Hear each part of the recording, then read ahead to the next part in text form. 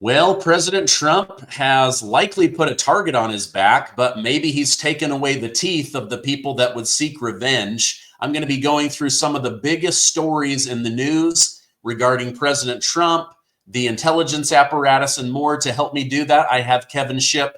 Kevin, thank you so much for joining me again. Stephen, good to see you again. So, President Trump continues to shock so many people.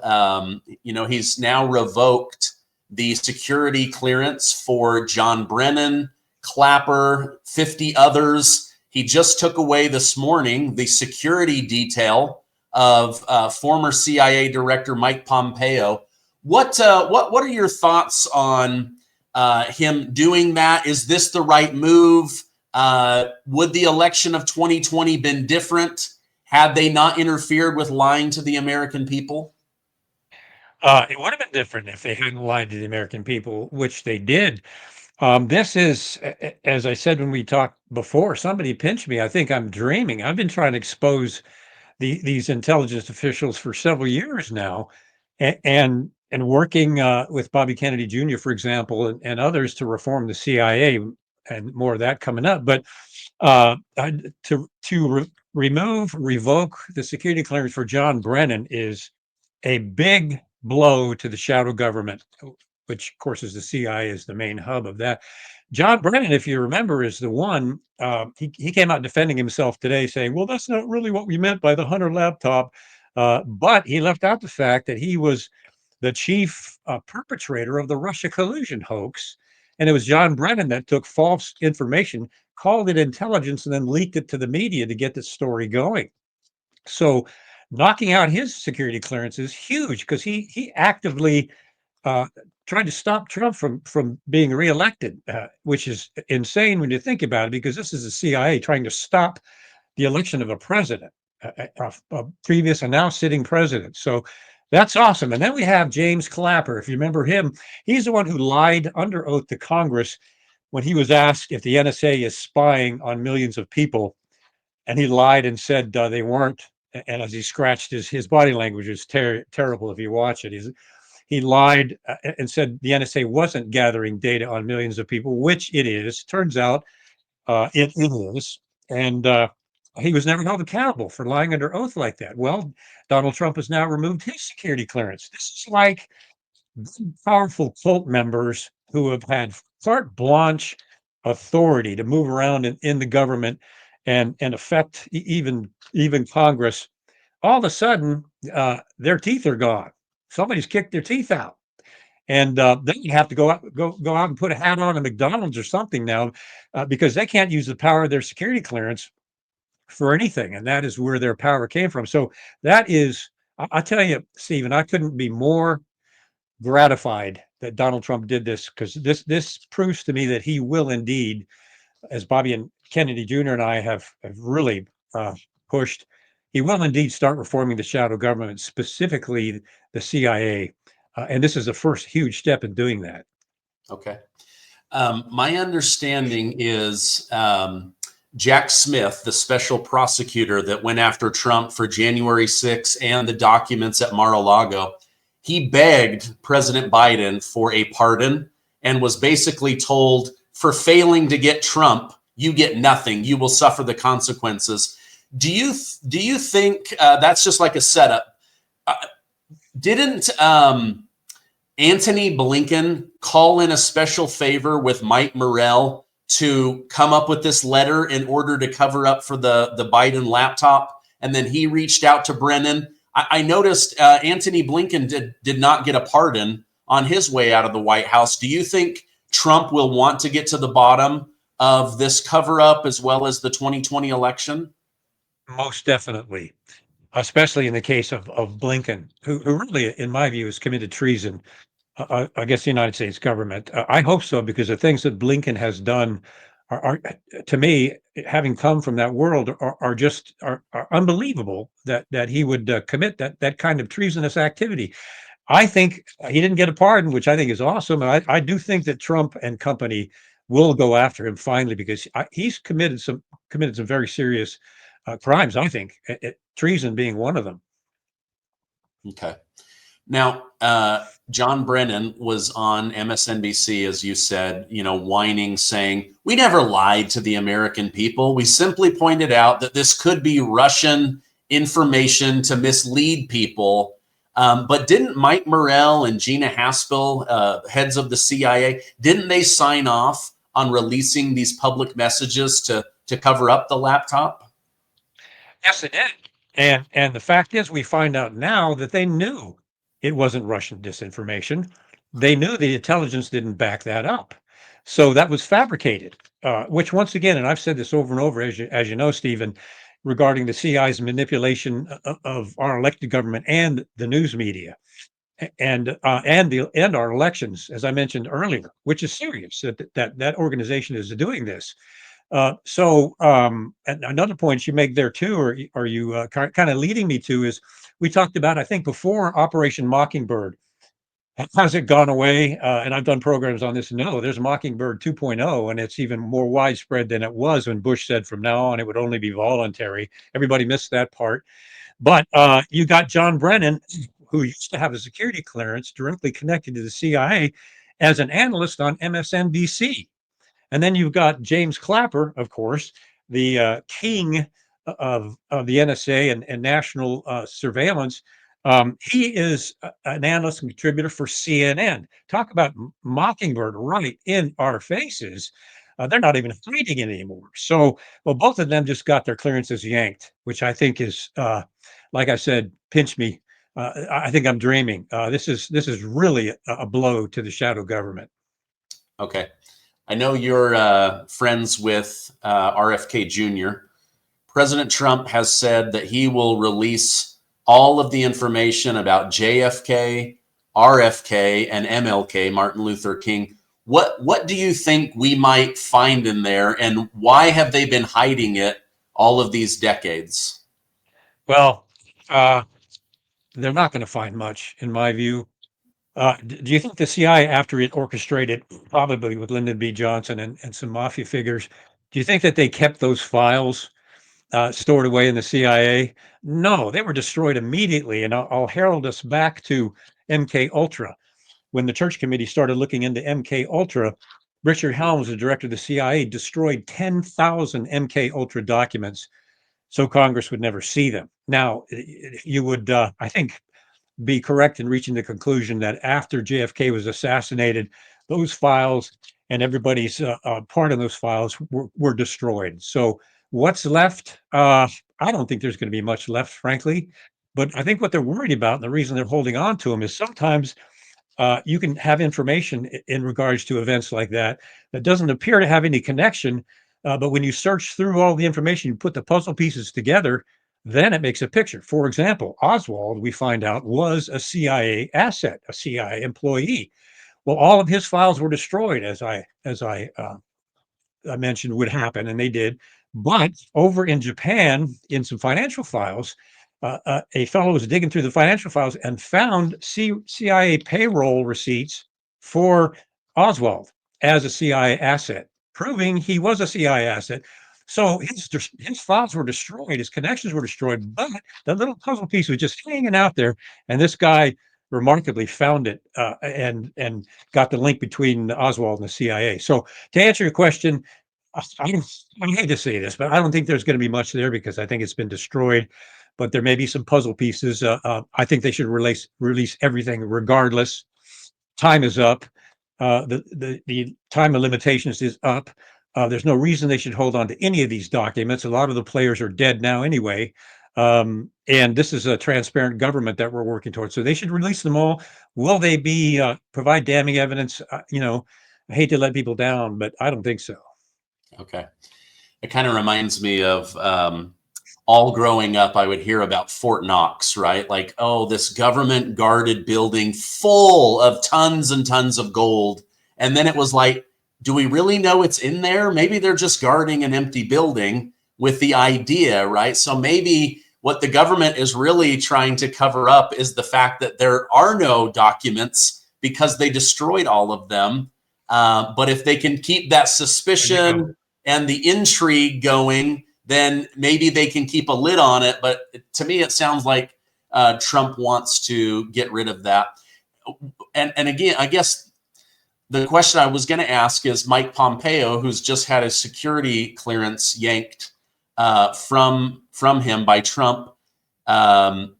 He was the one that strongly encouraged Trump not to release those. It does just make me wonder, like, why? I guess maybe we'll never have an answer. But go ahead. Yeah, Trump just removed his security detail, the Secret Service detail, so he's now on his own. What happened with Pompeo? And I remember when he was appointed as the director of the CIA, I turned to my wife and I said, he's not going to last very long. He's a West Point graduate. I understand he's a very, very staunch conservative in by all accounts. He's a good guy. But when he got into the CIA, and this is what I would exhort the Trump transition team to be aware of, the CIA is extremely good at recruiting government officials, including the president and members of the news media. But in this case, the president. So Pompeo got in there, and he was only in there about 3 months. And if you remember, he put an order out to assassinate Julian Assange in the Ecuadorian embassy. Without a doubt, that's proven, documented. And then Tucker Carlson was talking about that subject on his show, and Mike Pompeo personally called Tucker and threatened him with arrest if he didn't stop talking about it. So Pompeo went extremely negative, or negative rather, when he was in there, and it can do that to people if you don't stay impartial and stay out from an outside perspective. They will recruit you, and that's what happened to Mike Pompeo. And sadly, because I think he's a good guy, it ruined his political career. Okay. Yeah, I had mixed feelings about him. So I was a little bit shocked when Trump said he's not going to be a part of the next administration, and please stop sending me people that could be in this administration if they're connected to Pompeo or Nikki Haley. Why? What was the big sin that Julian Assange committed? Was it the fact that he exposed government secrets, the fact that they were spying on American people, and that these endless wars were really about money and not about actually winning in the name of American military exceptionalism? And that's all the things that the shadow government deep state has classified at the highest levels, many times of classification, that they don't want us to know. The CIA's history is replete with bloody, failed operations that were placed under the highest levels of secrecy to keep from the American people, and they continue to do that today. So what he did was he revealed a bunch of programs and operations, not all of them, but several of them, which were heinous and murderous, and those were classified programs. And this is the way that the shadow government works in the cult of secrecy. There, if you classify something, even if it's a criminal activity, then you can't talk about it. And if you do, you could go to prison for violating your secrecy agreement. So regardless of the fact that in this case, they killed an innocent reporter, bombed him and a group of 4 other people. Well, that's classified. It's at the secret level because of that, the operation and the source and method of how they were bombing are involved. So it's classified. So you can't talk about it ever. That's how they do it. That's how they cover up criminal activity. I've got a program where I get into detail on several felonies that the CIA has committed, and they covered them up using secrecy, and they threatened the people involved with their secrecy agreement not to talk about it, and put a lid on the whole thing. Okay. What are your thoughts on John Ratcliffe? He's been named as the new head of the CIA. I've watched past videos of him questioning people when he was in Congress. He was also the head of the DNI, which now Tulsi Gabbard will be. What are your thoughts on him? Yeah, I was really glad to see him appointed. I think he was DNI, Director of National Intelligence, for 6 months, so he got a good handle on the operation of that. And I'm sure he learned that the DNI still has no control over the CIA. It was just kind of reorganizing the chess pieces, but it was John Ratcliffe, who was the only intelligence official that stood up and defended Donald Trump against the Russia collusion hoax, and stated that he had seen the intelligence and it was false, that intelligence was false, and Trump did nothing of the kind. So he was the only intelligence official, the only, that defended Donald Trump in that regard. And of course, I think he was a congressman for 5 years, I think, a very conservative congressman. I think he's an excellent choice. Plus, he's a brilliant man also. I would exhort anybody listening that John Ratcliffe needs to be extremely careful. I remember James Woolsey, who I served under for 2 years when he was director. After he came out, he said, even though I was director of the CIA, they never told me anything. The director of operations, now the National Clandestine Service, didn't tell Woolsey anything about these covert operations they were running. He was just a figurehead. They're going to try to do that to John Ratcliffe. The knives are going to be out. I promise you, they're going to withhold operational information from him of some of these covert ops that are so despicable. And he's got a heck of a job on his hand. I would recommend, too, that he brings in a deputy director of the CIA from the outside with the same goals and mandates that President Trump gave to him, the same thing with the deputy director. And then understand that both of them understand they need to have a team on the outside covering their back and backing them up, and understand that they're going in there standing up against a monster that probably at the upper levels of the CIA, they're thinking, well, this guy's only going to be here for 4 years, as they've done with previous administrations. We'll just wait him out, because we're talking career bureaucrats in the upper 20% of the CIA. Some of them have been there for 25, 35 years. It's how they think. It's who they are. They'll just hang around for 4 years and wait for Ratcliffe to go away, or whoever the new president is, and they'll just wait him out. The CIA has a whole procedure doing that, especially in legal cases, where they'll drag a legal case on for 8, 9 years and drain the person's finances. But all the CIA legal authorities in the CIA, the OGC, they're going to be there for their entire career. What do they have to lose? So they will try to wait them out. They'll try to wait Ratcliffe out. They'll try to wait the reforms out. I'm happy where Bobby Kennedy Jr. has been placed, because I think that's going to be fantastic. And I'm sure he has President Trump's ear regarding reform of the CIA. And he and I have talked about back and forth textually on some of the reforms that are necessary there. And of course, I have some in the 12 steps in the book. So Bobby Kennedy Jr. has a mission and a goal, and that is, same as me, eliminate the CIA's covert operational authority and its abuse of secrecy, and create a separate agency, the National Clandestine Service, outside of the CIA's control. And that's one of the recommendations that's going to be made. Okay, interesting.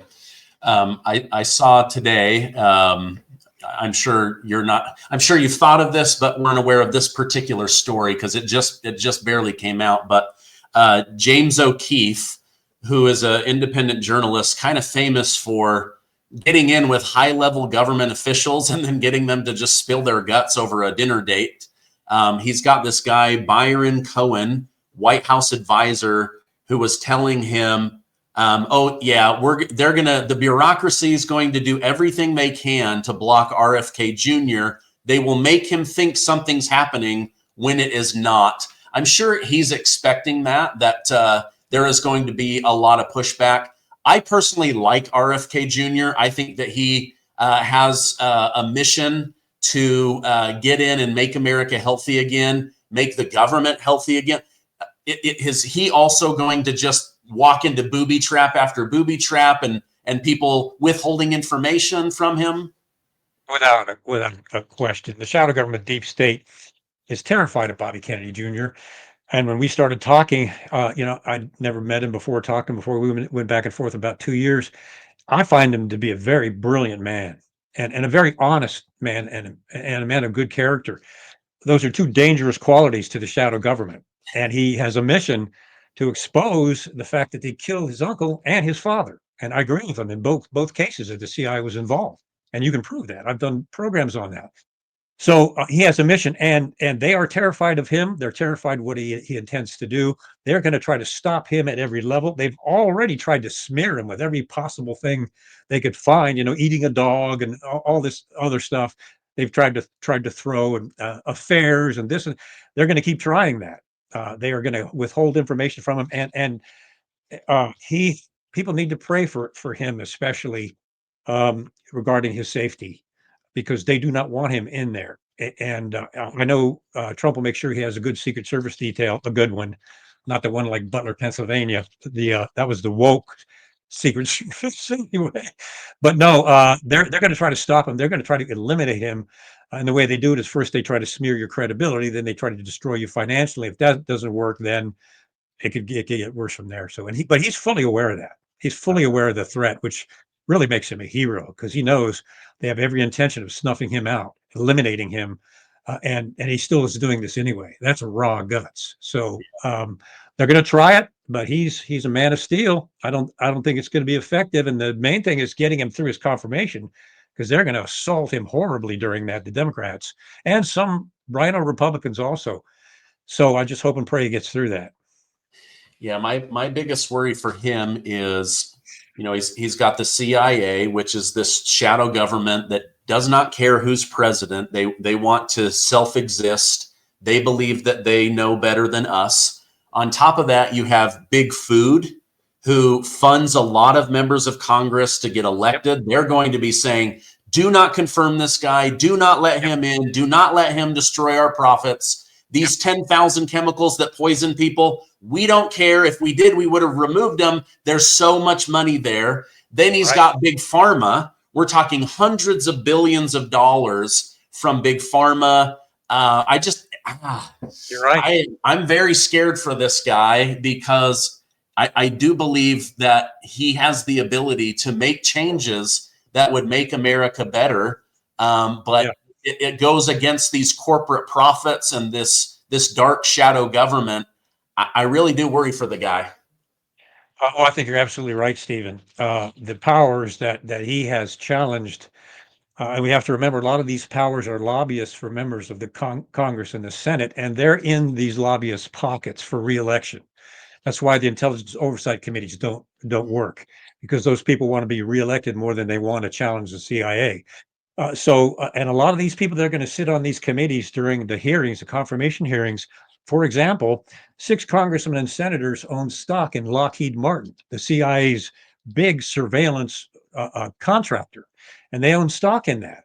So when you got somebody trying to grill Bobby Kennedy Jr., people just think about who is lobbying that particular congressman or senator, and think about whose pocket they're in and who supported them, not just their election, but is working on their reelection and telling them, you better stop this guy or you're going to lose our funding for your next reelection when it comes up. That's what they're doing. There's no question about it. They are doing that.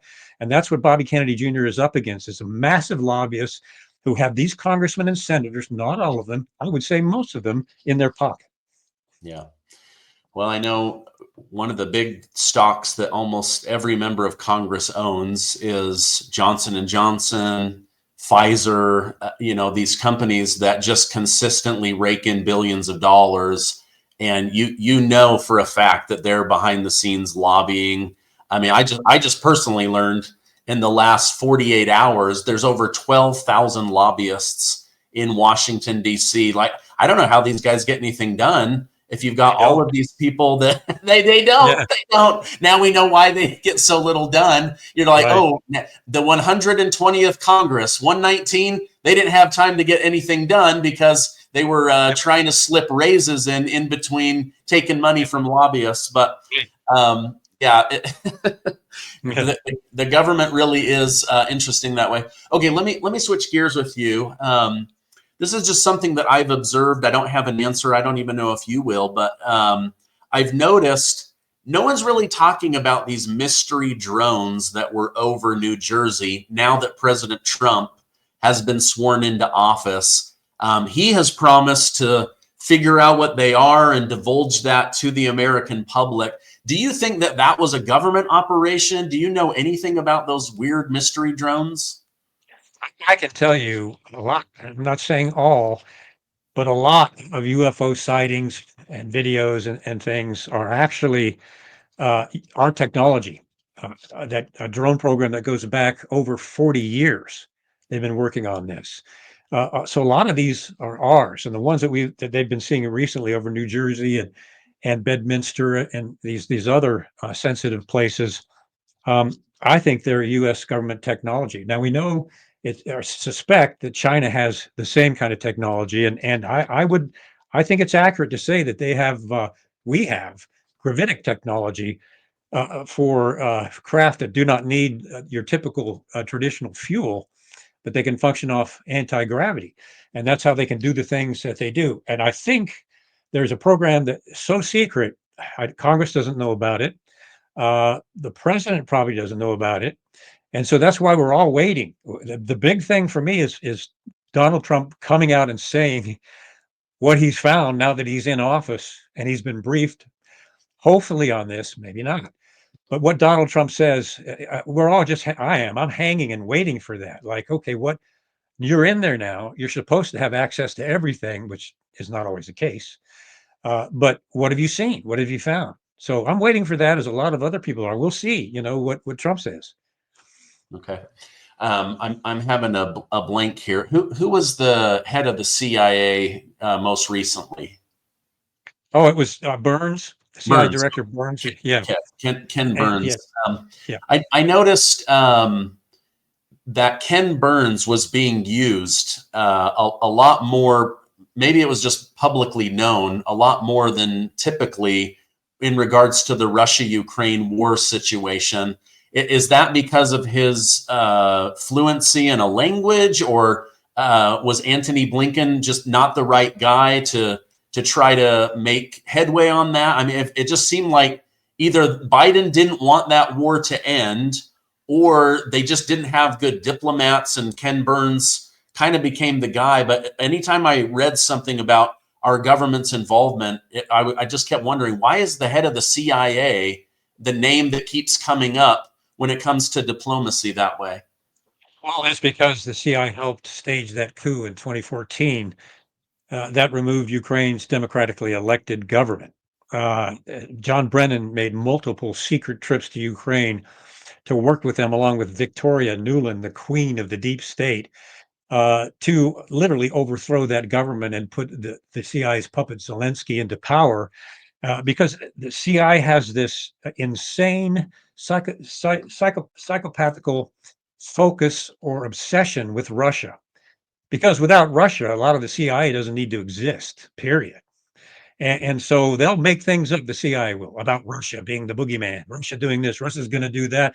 And so the CIA went in there in 2014, staged a coup, overthrew the government, started threatening NATO, possibly Ukraine possibly joining NATO, right on the border of the Soviet Union, when the US signed an agreement with Russia that they would never have a NATO country on the border of the Soviet Union.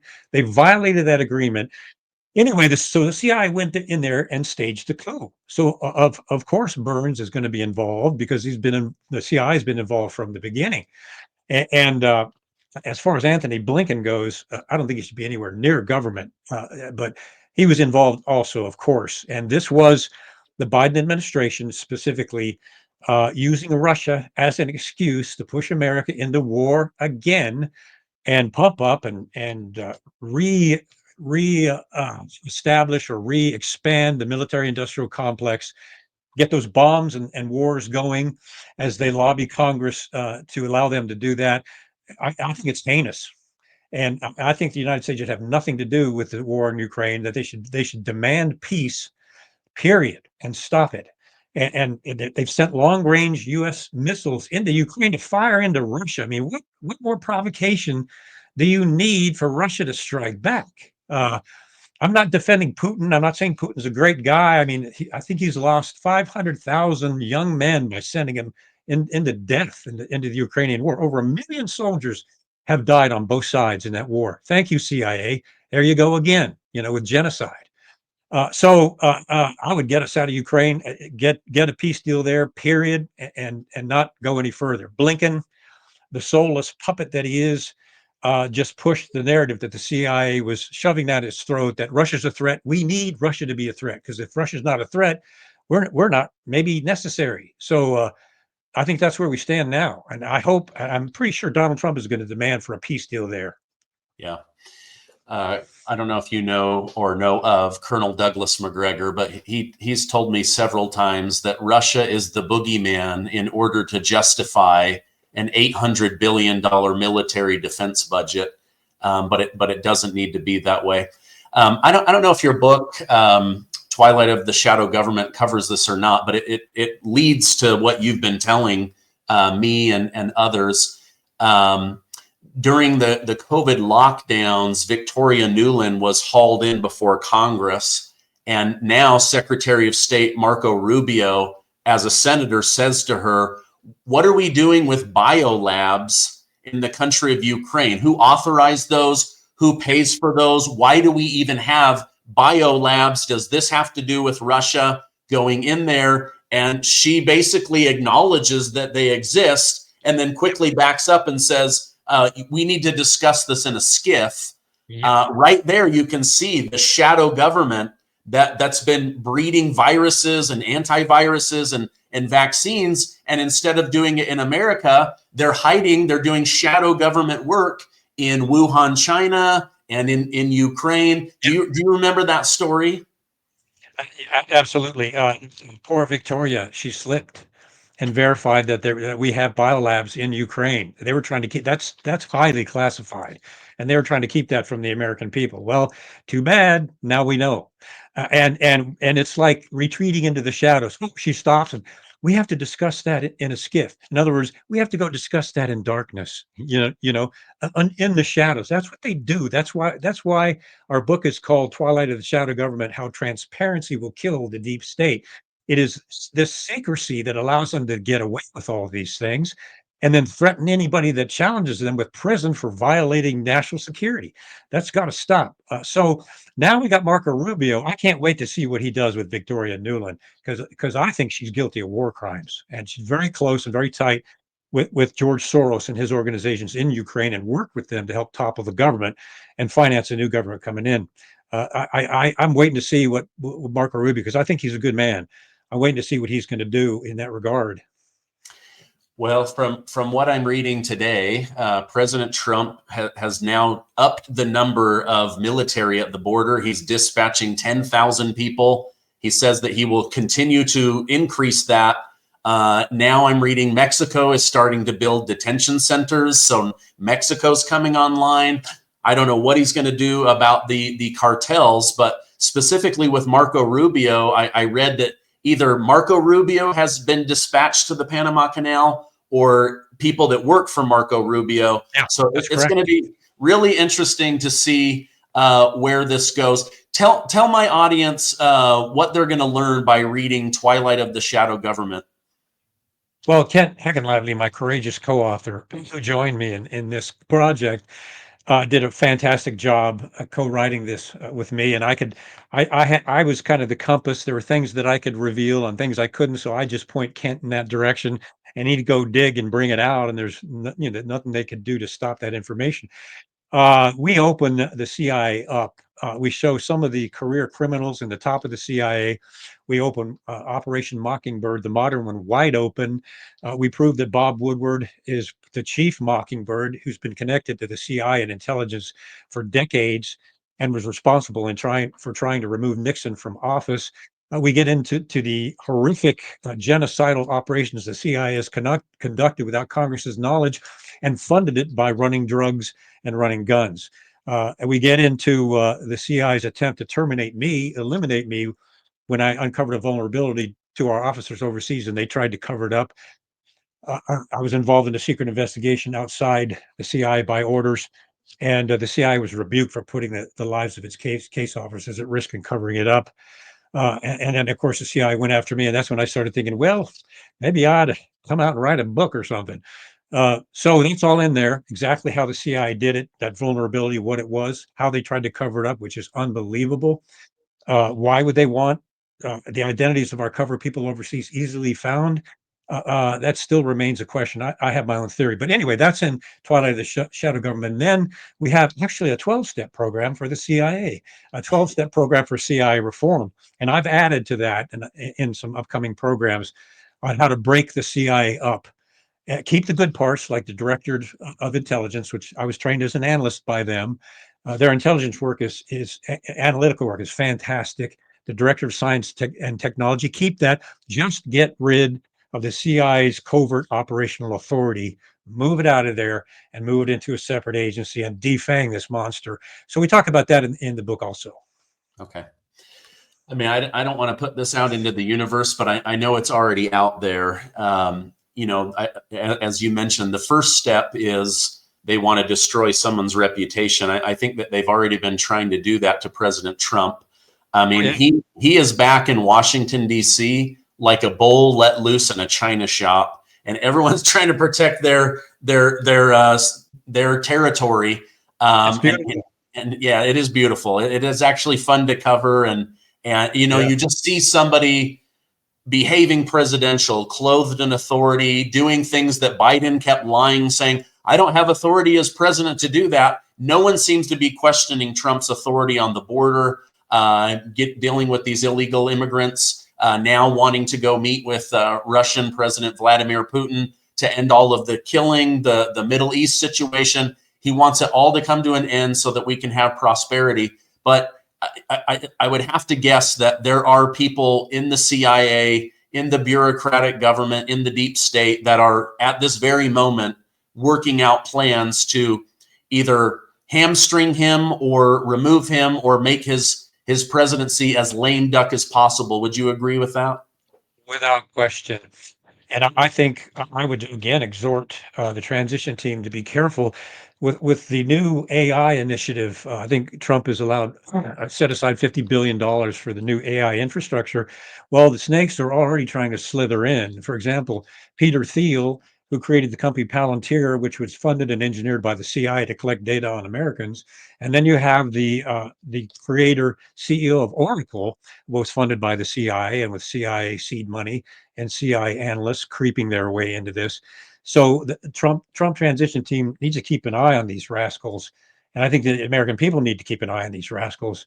And that's kind of the only exhortation I would have is just be real careful there because they want to use mRNA vaccines in every single person individually, and they say to prevent cancer. I mean, there's always a safety or security reason that they put these surveillance programs into place. Always, COVID's a prime example, but they want to develop mRNA technology to vaccine every, and the creator of Oracle is on tape, on video saying this, specific mRNA vaccine for each individual to stop certain types of cancer specific to them only.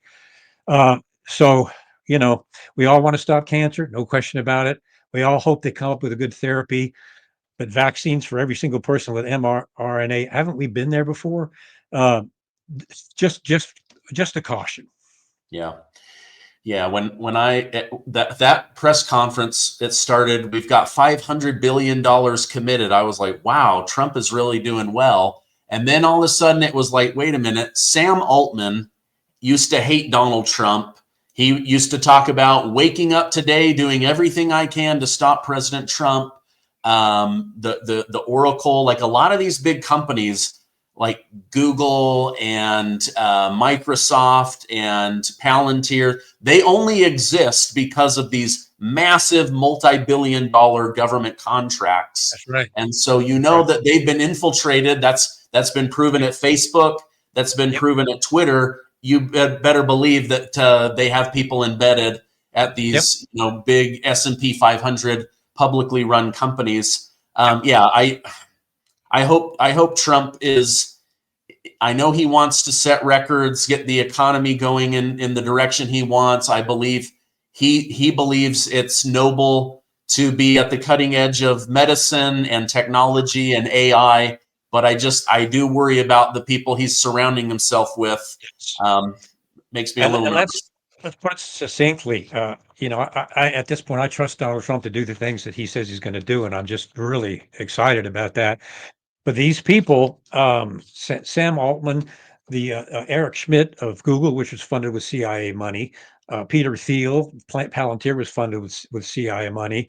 The Oracle itself was started by the CIA. They all have connections to the CIA. I mean, just look at this picture. The serpent is trying to slither in again. And maybe Trump can use their expertise without letting the CIA into his team. I don't know. CIA is good at penetrating. They're good. They're really good. So that's what I would encourage your viewers and the American people, all of us, just keep our eye on these guys, including Amazon, Jeff Bezos, $600 million contract with the CIA for cloud research. come on, So that's the one thing I think everybody needs to keep their eye on. And whoever has Donald Trump's ear, just warn him that, hey, just keep an eye on these rascals, because the CIA is a snake. It functions by deception and in darkness. And if these guys have any connection, which they do, you need to keep your eye on them big time. Yep. Well, Kevin, this has been a fun conversation, also very enlightening. I'm going to put a direct link to your book, Twilight of the Shadow Government, so that people can check that out. If people want to follow you online, where can I point them towards? I haven't. I published almost daily updates on the shadow government, government corruption, and things that people need to know about in terms of transparency. I'm on X at x.com/Kevin_Shipp, SHIPP, 2 Ps. I have a YouTube channel where I'll be publishing some of the felonies the CIA has done, basically conspiracy, and that is Kevin Shipp 1, YouTube at Kevin Shipp 1. And for some reason, people have a hard time. That handle, you got to watch YouTube, but it's Kevin Shipp 1, and if not, just fire around and try to find Kevin Shipp, because I've got a lot of things, including about the Biolabs, on my YouTube channel. Since I published from the company Shadows after a lot of thought, knowing that they would redact most of From the Company of Shadows or stop its publication, I wrote it and published it anyway without the CIA's approval. They sat on it for 3 months. I knew what they were going to do, so I took a risk in doing that. It was calculated, and the American people need to see what the CIA is. So they will probably come after and try to take my book royalties. That's not why I wrote it, but they have kind of a past MO of doing that, stealing the royalties from the author. So that's fine. I hope Kent Heckin Lively, because he deserves it, and Skyhorse, really do well from this. I may not see anything. My lovely wife, Sue, has set up a GoFundMe page. We'll see what that does. But I'm doing this because I believe in this mission. I believe, and I don't say this lightly, I believe I'm called to do this. Otherwise, I can tell you, Stephen, I wouldn't be doing it.